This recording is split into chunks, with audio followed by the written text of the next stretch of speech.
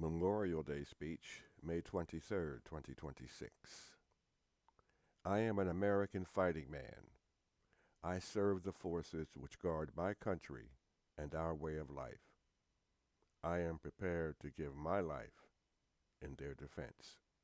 These words were drilled into me and others as we began our military service at Fort Jackson, South Carolina. This is a day of remembrance.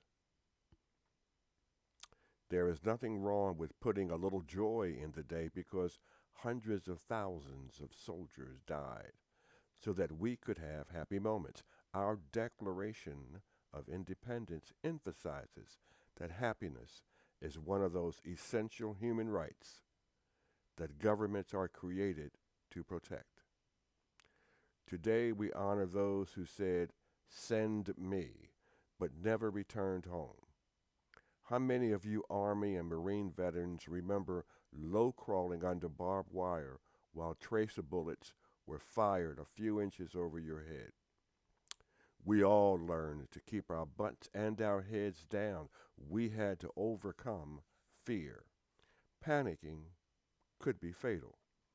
This training was an essential lesson in facing and overcoming fear. How often do we hear those who have never had to worry about a sniper's bullet or an enemy torpedo or a ground to air missile describe soldiers as fearless? That is so very inaccurate. That basic training taught us that what civilians call bravery is simply the byproduct of facing fear and overcoming it. Dying bravely never meant you died fearless. More accurately, those we honor today died valiantly. Today we salute and honor those who faced fear, overcame it, yet made the ultimate sacrifice in losing their lives so that we can stand here today as free Americans. Whether on the streets of Boston, the Ardennes forest, the swamps of Vietnam, the desert of Iraq, or the air over Iran, our soldiers knew that their next moment was never guaranteed. I see those hats and shirts and emblems we wear to show our service. Even this one reminds me of the 64 alumni from Edison High School in Philadelphia who died. We were the highest number of high school alumni to die in Vietnam. But you know and I know that whenever we put on these items, it's seldom done without remembering those whom we knew that never made it back home. These symbols are a double-edged sword. On one edge, pride. On the other edge, remembrance and sadness. Patriotism can be like walking through a bed of roses. It looks and sounds beautiful, but one cannot forget about those underlying thorns. Patriotism is about believing in the hallowed words of that song that begins, "My country, 'tis of thee, sweet land of liberty, of thee I sing." It's about challenges faced and overcome as one focuses on survival, the mission, and the ultimate goal of sustaining the security of America for ourselves, our families, and our neighbors. That focus allows us to face the future and embrace the beauty of freedom while knowing that we might encounter some painful thorns along the way. It's about the belief and the promise of that sacred pledge that once ended one nation, indivisible, with liberty and justice for all. Shortly after December 7th, 1941, that day of infamy, my father and four of his childhood friends enlisted in the Army Air Force to fight for this country. My father frequently spoke about riding on that train to basic training. While walking between two cars, he accidentally bumped into a white man. He apologized, but the man glared at him and said, "We lynch blank like you down here."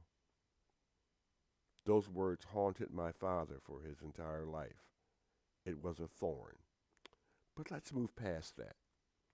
He and his friends, with their youthful exuberance, were ready to take up arms to fight for this country.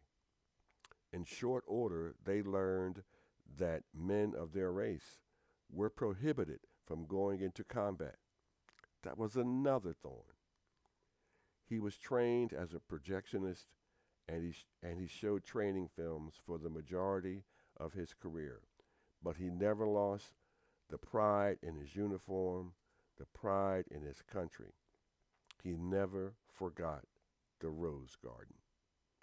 He often talked with pride about General Dwight D. Eisenhower and D-Day, General George Patton and the Battle of the Bulge, and General Douglas MacArthur and the Philippines.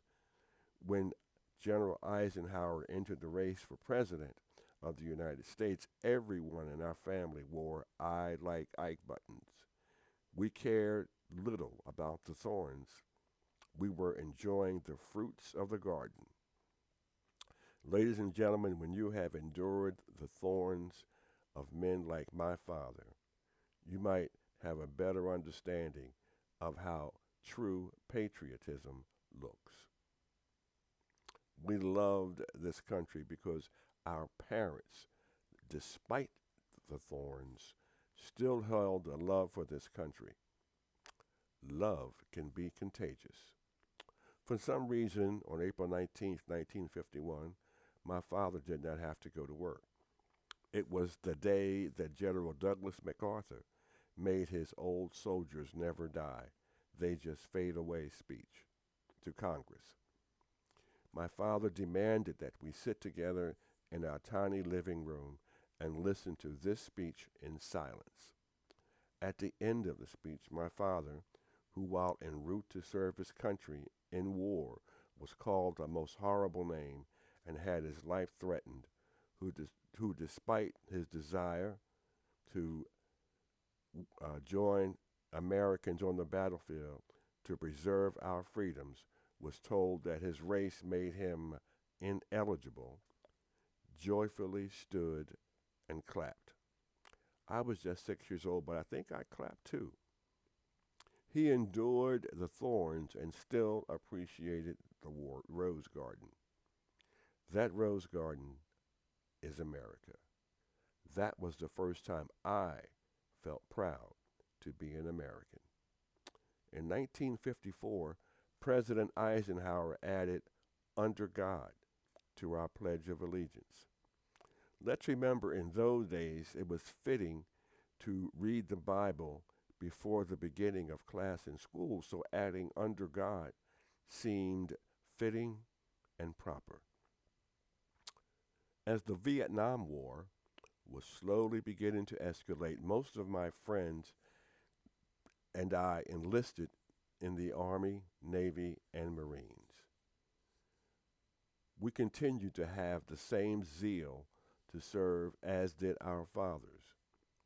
It was our turn, and this time we could serve in battle. Everything wasn't okay in this country, but we maintained a hope that it would continue to work towards a more perfect union. That work could not continue if our democracy died.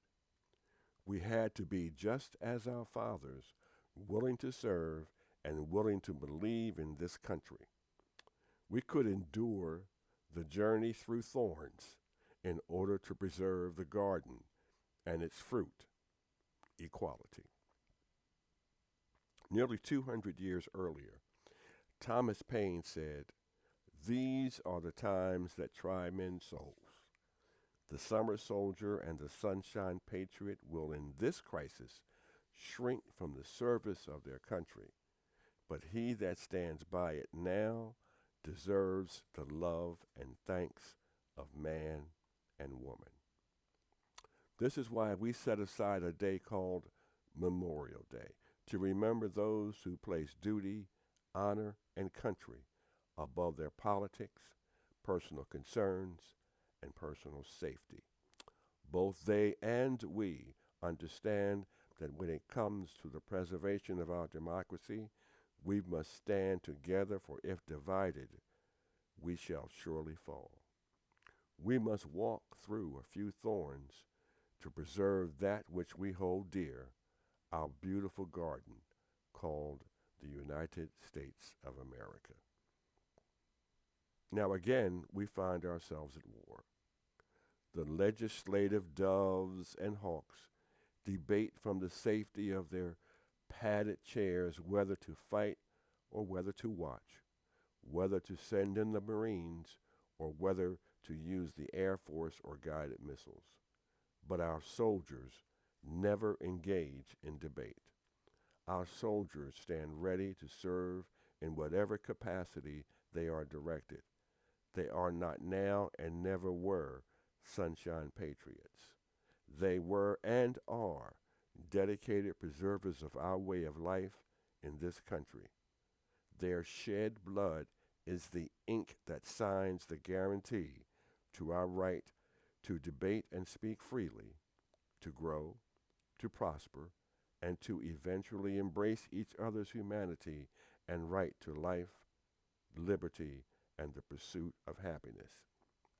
Now, in 1962, and this is as true today as it was then, in a farewell speech at West Point, General MacArthur said the following: "Let civilian voices argue the merits or demerits of our processes of government, whether our strength is being sapped by deficit spending, indulged in too long by federal paternalism grown too mighty, by power groups grown too arrogant, by politics grown too corrupt, by crime grown too rampant, by morals grown too low, by taxes grown too high, by extremists grown too violent, and whether our personal liberties are as thorough and as complete as they should be. These great national problems are not for your professional participation or military solution. Your guidepost stands out like a tenfold beacon in the night: duty, honor, country." End quote. The men and women we honor on this Memorial Day, and many of you are among those who put duty, honor, and country ahead of any political bickering, ahead of any convenience, and often ahead of your families. As I mentioned families, let's not forget the hundreds of thousands of Gold Star families in this country. The loss of their loved ones is a thorn that remains with them day after day.